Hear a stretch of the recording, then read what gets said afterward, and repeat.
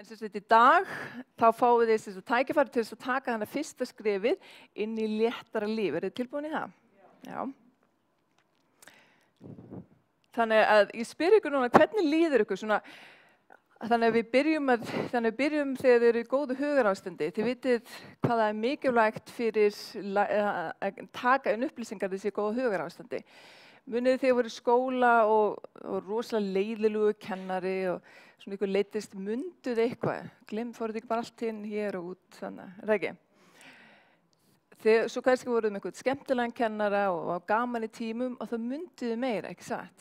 Þannig að það er hugarástandi sem ákveður svolítið hvað þú heldur vel í upplýsingarnar sem að þú fær að heyra. Þannig að ég vil koma ykkur í gott hugarástand áður við byrjum, en ég ætla að spyrja ykkur svona, hvar eru það akkurat núna, svo þið svona sjáið hvernig þið getið nú svo notað þessa tónlist sem ég spila eftir til þess að koma ykkur í gott hugarástand, að Pointer Sisters.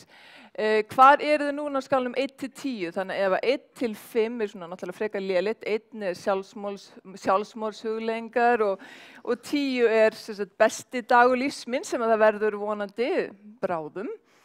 Hvar eru þið svona, hvað eru margir frá 1 til 5? Réttið upp hönd. Engin, ok. Hvað eru margir hérna sem eru svona frá 5 til 7? Ok, við þurfum að koma ykkur aðeins aðra. 7 til 8. Já, ok, flott. Það var hrósið, það ekki? Ha? Já, Ingrid náttúrulega, búin að koma ykkur gott hugarástand. 8 til 9. Já, hvað eru margir hér sem eru 10? Það er allir fyrirlestin hérna, 10 það ekki?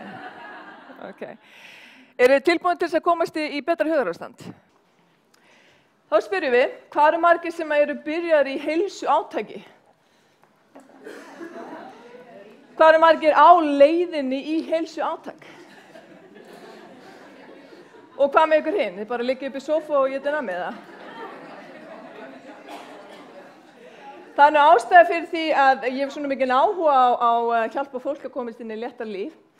Og það er þannig að ég var hér árum áður, sófasliti, sykurfíkill og ég hataði íþróttir.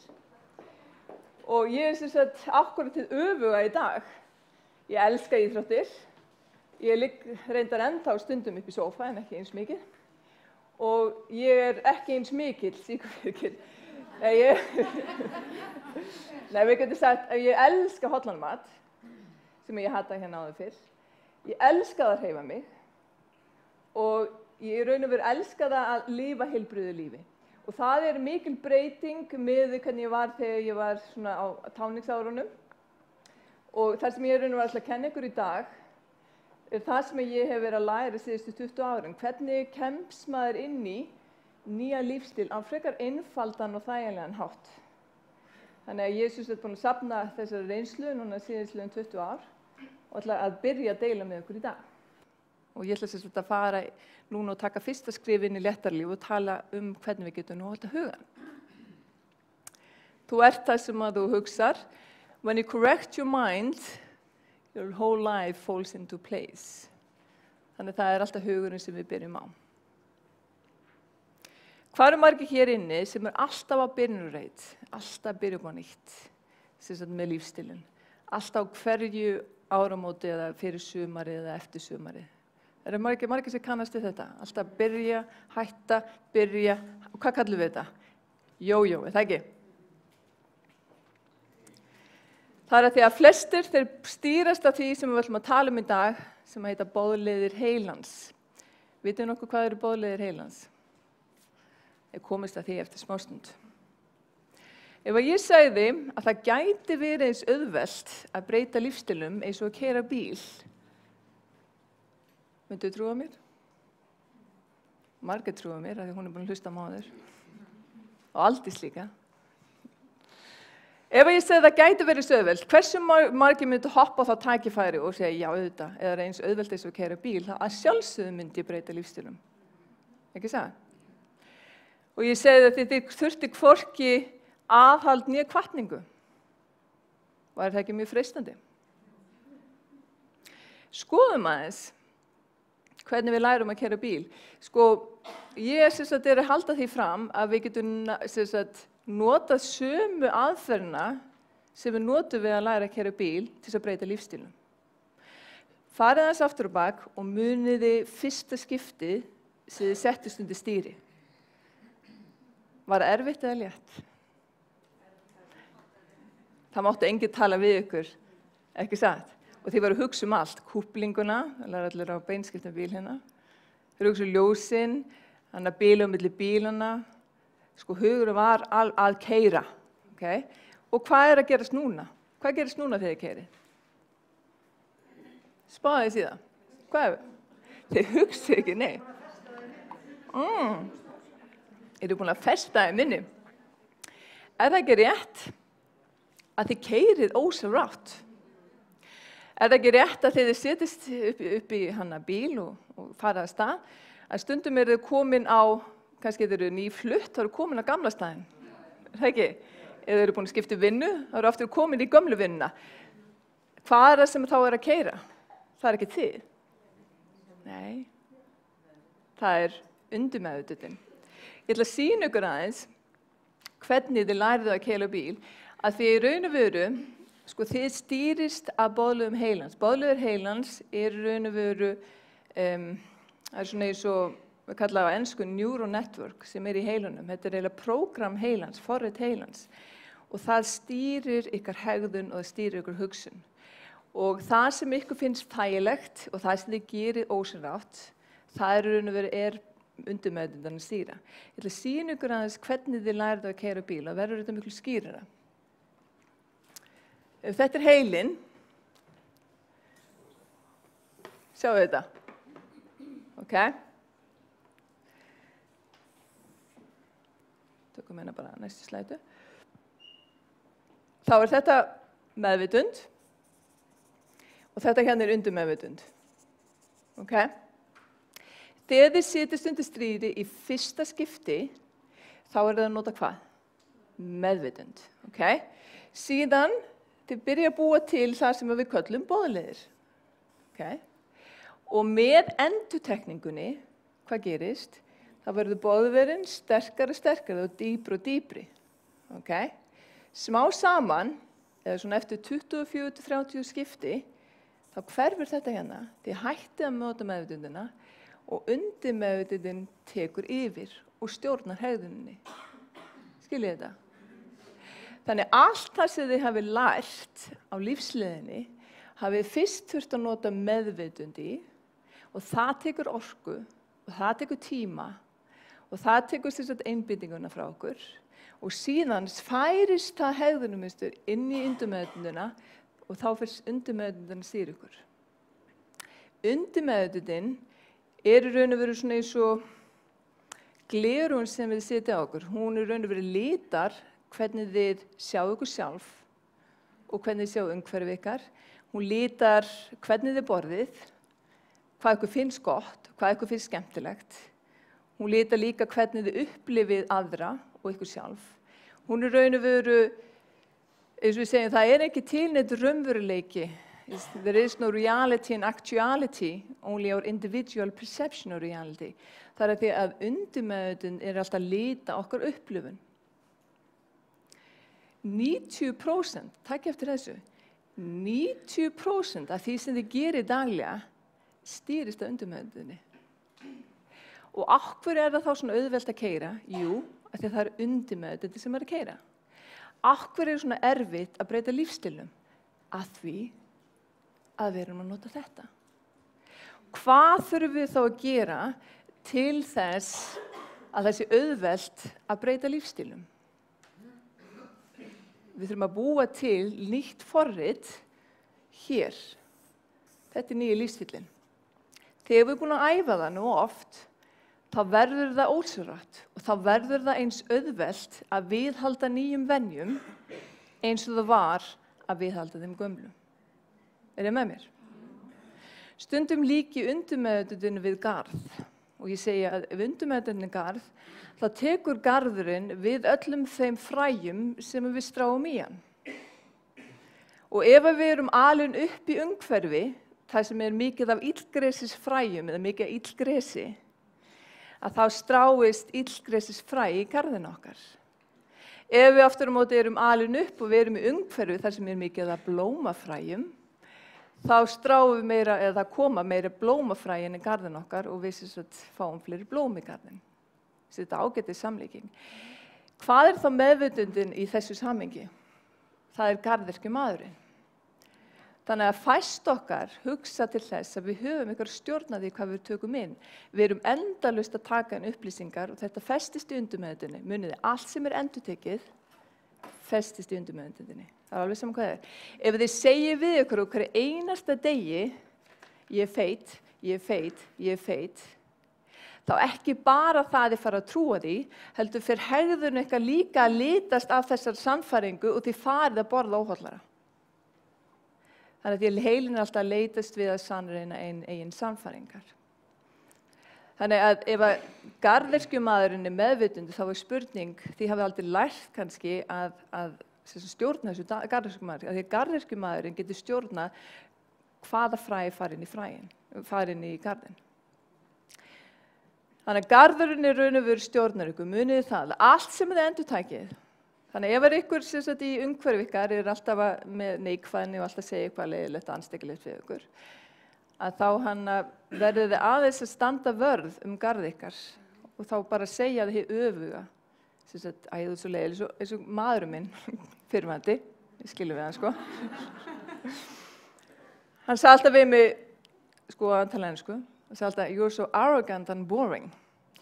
Og þótt að ég trúði því ekki í byrjun, með endurtekninga þegar hann búin að segja þetta við mig í 2 ár, að því að ég stóð ekki vörðum og lokaði á þessu upplýsingar, að það fór þetta festast í undirmeðvitundinni.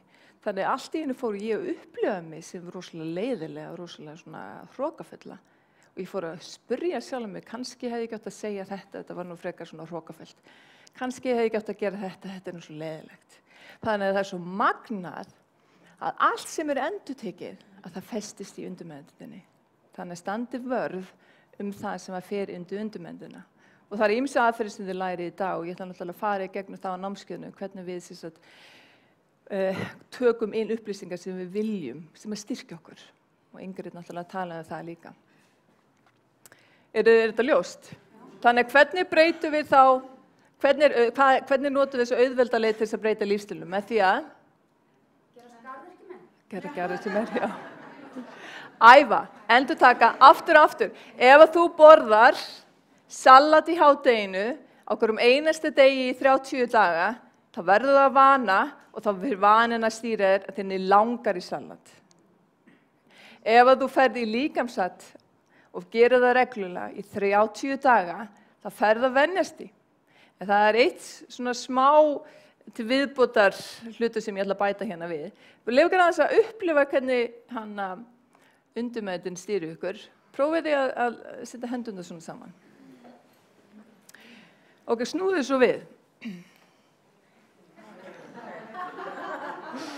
Það er svolítið erfitt. Ok, þetta hérna er lífstíllinn í dag. Þetta hér er nýji lífstíllinn. Ef þið haldið þessu nógu lengi, þá verður það að vana. Ég til dæmis gat ekki gert þetta í byrjun, en núna er ég búin að sýna þetta svo oft að þetta er að vana. Þannig að þetta er nýji lífstíllinn og þetta er, þegar þið eru búin að halda þessu nógu lengi, þá verður þetta nýji lífstíllinn, sem þetta er rétta. Þannig að við erum með boðleiðir sem að stýra þau hvernig við setjum hendunar, alveg sem við erum boðleiðir sem að stýra okkur og stýra okkar hegðun. Ég sagði að áður 21-30 daga þurfum við að endurtaka ákveðna hegðun eða ákveðna hugsun til þess að festist í undirmeðvitundinni. Og þá verða nýju venjurnar jafn öflugar eins og þessar gömlu. Hvenær eigum við þá til í að detta í sama gamla farið? Þegar við búum til, af hverju er það við gefumst alltaf upp? Að því að við erum að búa til of margar venjur í einu. Það á að taka út allt kók og allt hveiti og þá að taka út hvítrískjón og það má ekki borða neitt sykur og ekki fá sér skyndimat og engin fita og þetta er allt tekið í burtu. Ekki satt? Og síðan á að fara að æfa sig að borða eitthvað sem maður hefur ekki borðað bara síðan að, maður hefur bara aldrei smakkað. Og okkur með þess að vantar þess að hugmyndaflug hvað á að fá sér. Þetta er alveg eins og ég segja ykkur, blæriðu núna 5 tungumál í næstu viku. Þetta er sama upplifun. Þið áttu ykkur ekkert á því, þið haldið farið inn í nýja lífstíl, þetta er svo einfalt. það ekkert einfaldur en allt annað sem þið læri. Við þurfum að æfa það. Þannig ef við takið eitt skrif í einu, og það ætla ég að gera á námskeiðinu Léttara líf, ég ætla að hjálpa ykkur að taka eitt skrif í einu, að æfa ákveðin hugsunarmunstur og hegðunarmunstur. Þangað til að sú hegðun verður ósjálfráð. Svo ekki tekið nógu tími til þess að losna við rótgróna venjur. Munið það að við tengjum líka venjurnar tilfinningum. Þannig að við erum til dæmis með sykurfíkn og það tengist ánægju eða streitulosun. Og þá erum við með svona tenging í heilanum. Þetta þarf að breyta. Það þarf að breyta tengingunum sem við erum í heilanum. Hvað til dæmis það fyrsta sem kemur upp í huga þegar ég segi kók? Popp, sykur, það er ýmislegt, já. En við erum með svona ákveðna teng. Hver sagði gott? Enginn sem sagði gott. Hvað sem kemur upp í huga þegar ég segi pizza?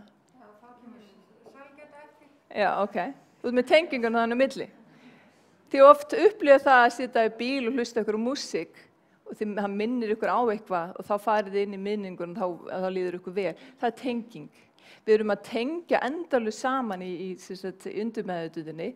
Þannig að það sem að gerast, ef þið í borðið óheilsusamlega og ekki að æfa, að þá þið með tengingu í heilunum sem segir líkamsrækt ömurleg og hollumatur vondur.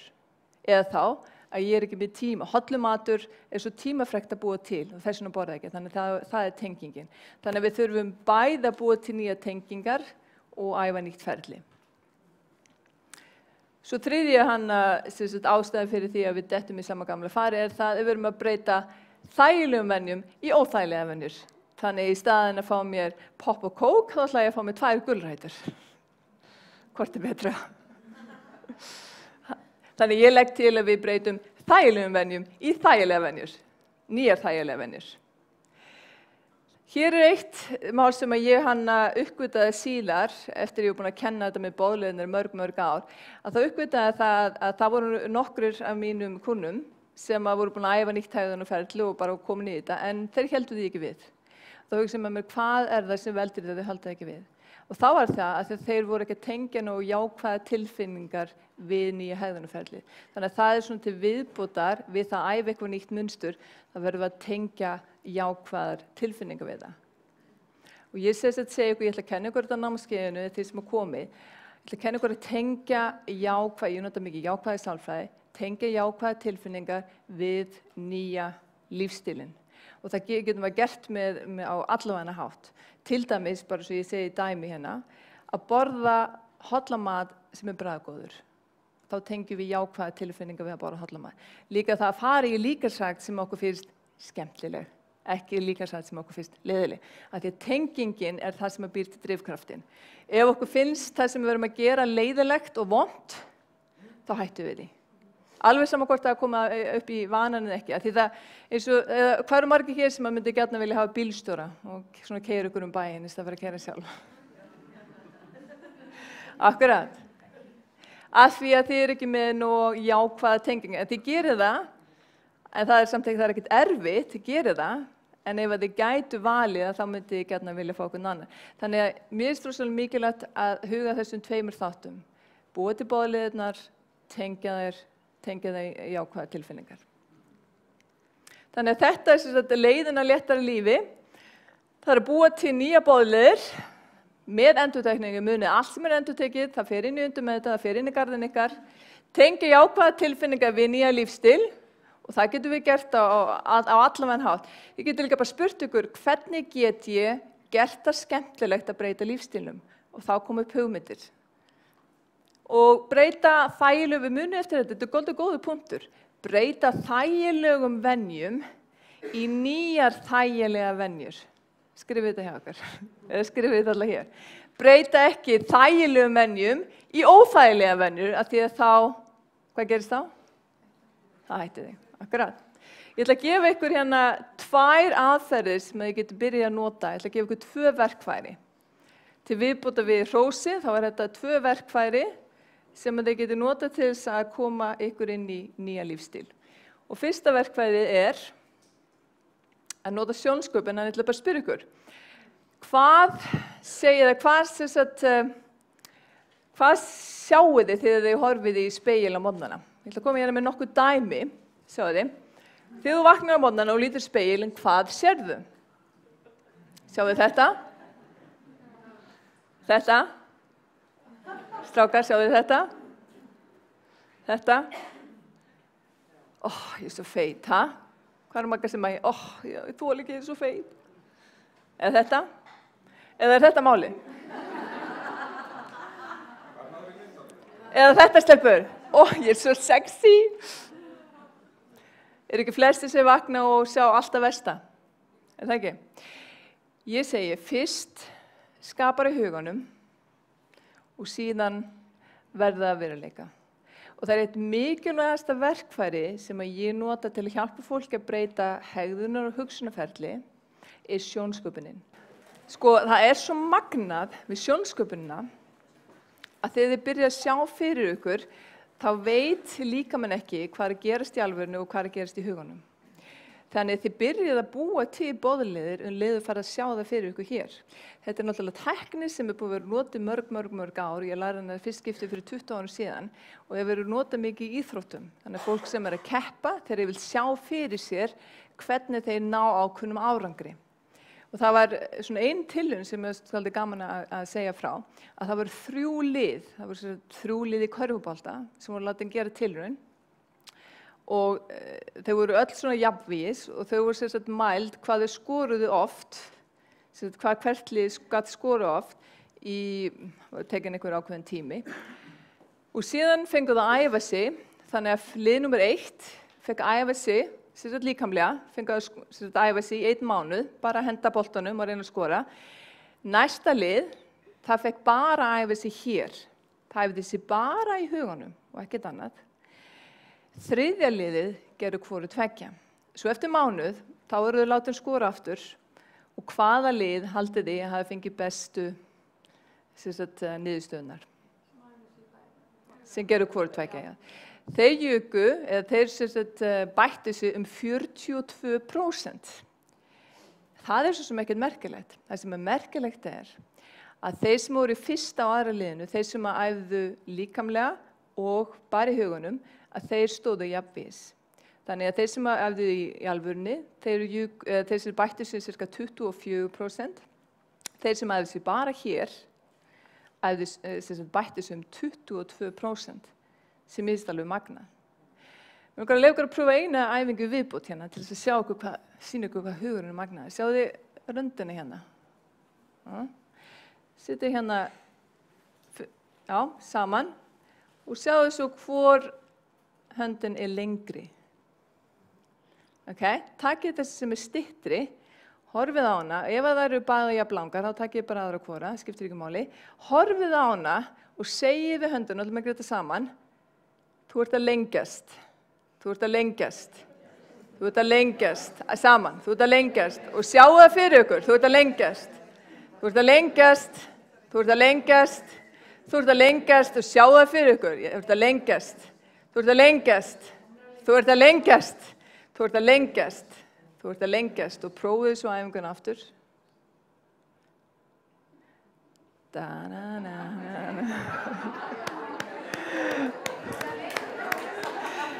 Mér langar að segja svona bara strákar þannig að þið fáið ekki að fá okkur hugmyndir, þetta virkar ekki á alla líkamsparta. En stelpur, þið getur notað þetta, hérna staðið fram með spilin, þú ert að stækka, þú ert að minnka, þetta notað þetta. Þannig þið sjáu hvað hugurinn er gífurlega öflugur. Og við getum notað sjónsköpuna, ég hef notað sjónsköpuna til þess að hjálpa mér að koma fram, ég hef notað sjónsköpuna til þess að hjálpa mér að komast yfir ákveðna áskoranir og það er þetta líka að nota sjónsköpuna til þess að breyta, heyrir svo mikið í mér, til þess að breyta bæði hegðunar og hugsunarmynstri. Sjá. Ok, ég ætla að gefa ykkur annað verkfæri. Svona áður ég gefa ykkur það verkfæri, ætla ég að segja ykkur hérna sanna sögu. Ég var í Dubai fyrir 2 árum síðan og þá vann ég í lottó. Og ég vann sem sagt 10.000 dirhamar sem eru cirka 400 milljónir íslenskar krónur. Grínast. Ekki alveg að fatta. Nei, 10.000 dirhamar er 360.000 íslenskar. Og ég sagði með hvað langar mér að gera við hennar pening og ákvað það að ég ætla að endurnýja aðeins heima hjá mér og kaupa hann í húsgögn og aðeins að laga til.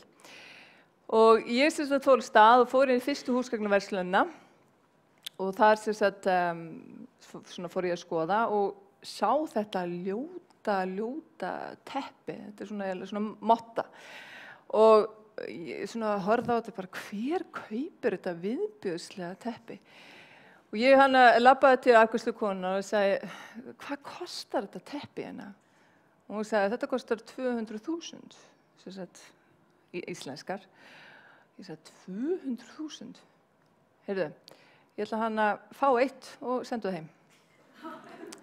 Og svo fór ég í næstu verslun og sá lampa. Lampinn var verri heldur en teppi, sko. Lampinn var viðbjóður. Svo ljótur og litin og engin birta, umulegur. Og ég geng að afgreiðslumannum og segir, hvað kostar þessi lampi? Það kostar 50.000. Ég ætla að fá 2 lampar svona og senda það heim.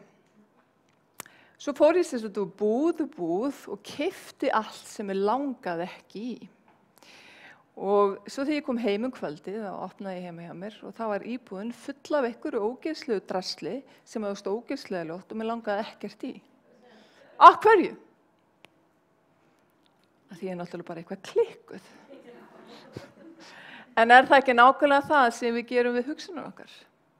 Erum við ekki alltaf að velja það sem við viljum ekki? Guðni ætlar að tala þetta seinna í dag. En erum við ekki að velja neikvæða hugsanir þegar þær kosta nákvæmlega það sama og jákvæða hugsanir?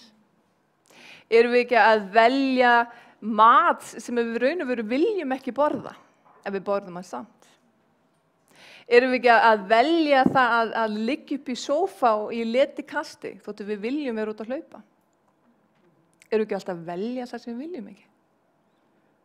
Hann Guðni kemur til með að útskýra fyrir ykkur betur í það, en ég bara aðeins hugsið, koma svona hugsunum á stað, að byrja að velja það sem þið viljið, í stað þess að velja það sem þið viljið ekki. Og ég ætla að enda á þessum orðum. Margaret Thatcher, hún inspireraði mig með þessum orðum. Hún sagði, be careful of your thoughts, because they become your words. Be careful of your words because they become your actions. Be careful of your actions because they turn into your habits. Your habits. Be careful of your habits because they form your character. Be careful of who you become because that creates your destiny. Takk fyrir mig.